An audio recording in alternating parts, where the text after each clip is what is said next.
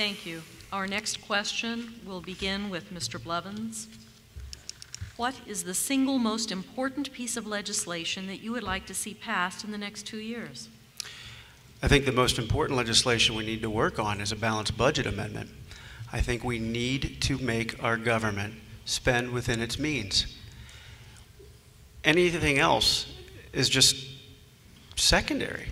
We need to cap the reckless federal spending. And if we cannot get a balanced budget amendment passed, then we need legislation that voluntarily caps it on Congress.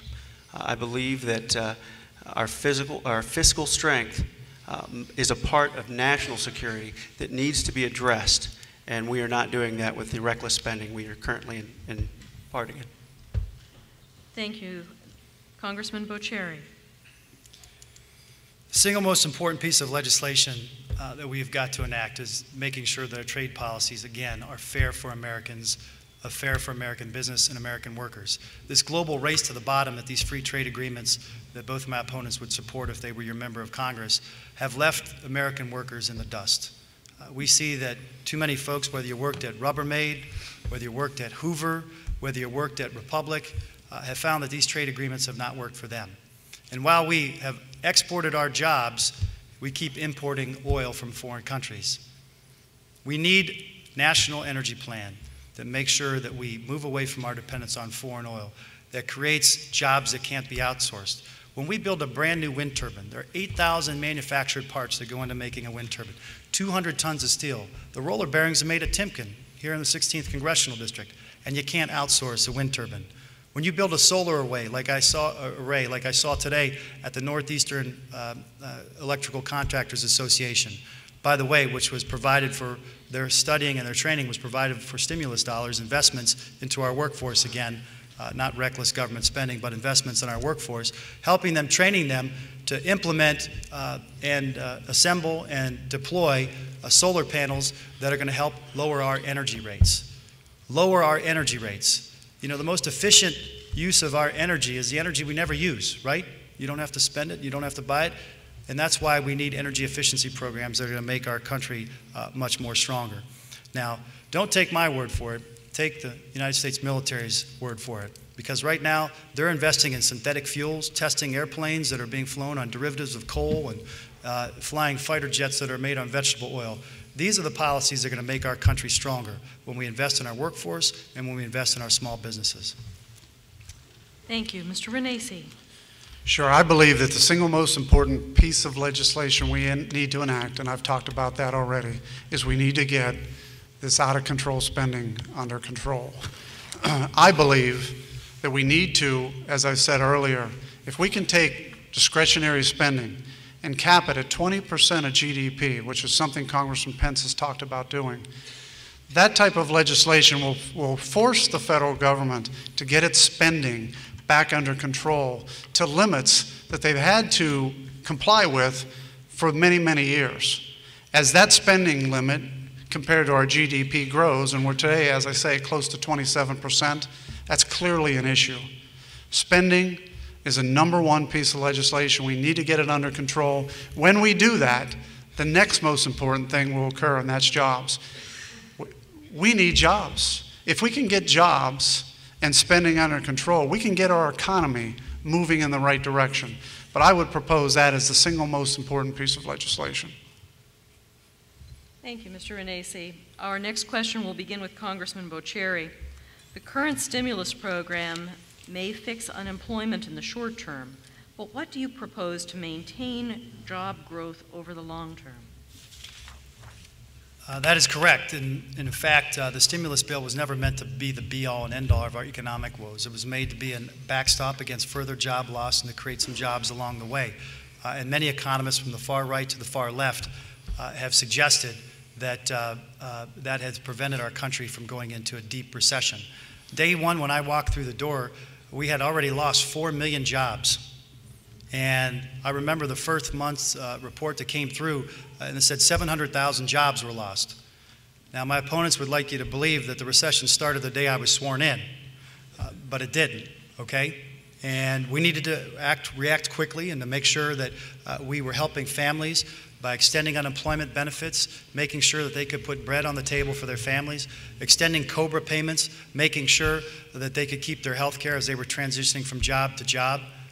Those were right investments. The stimulus has helped with quite a few projects around here.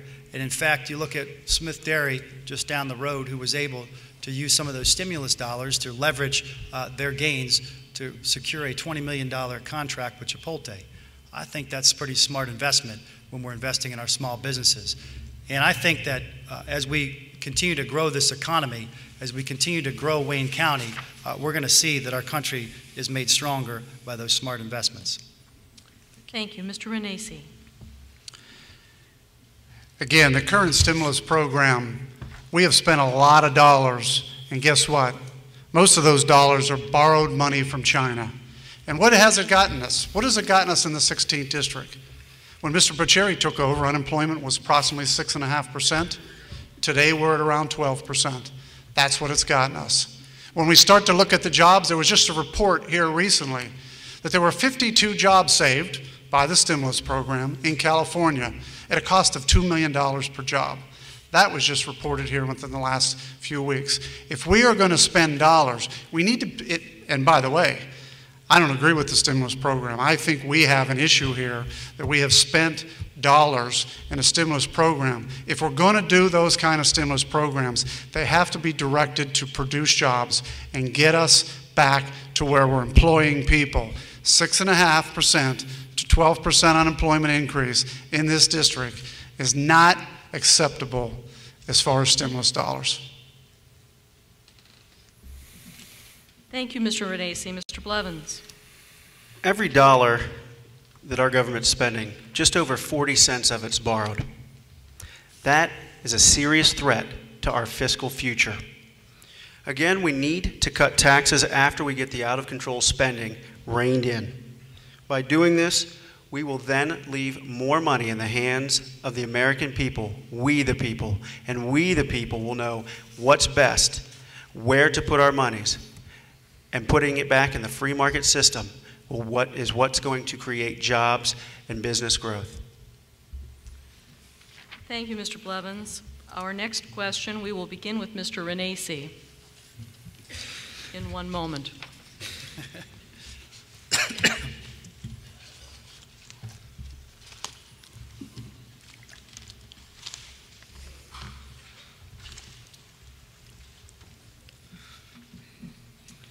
What would you do to create and revive the entrepreneurial spirit in the 16th District?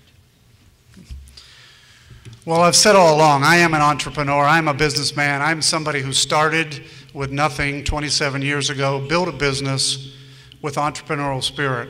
I believe in the American dream, but I believe the possibility for the American dream today is getting away from us. It's getting away from us because what we have today is big government.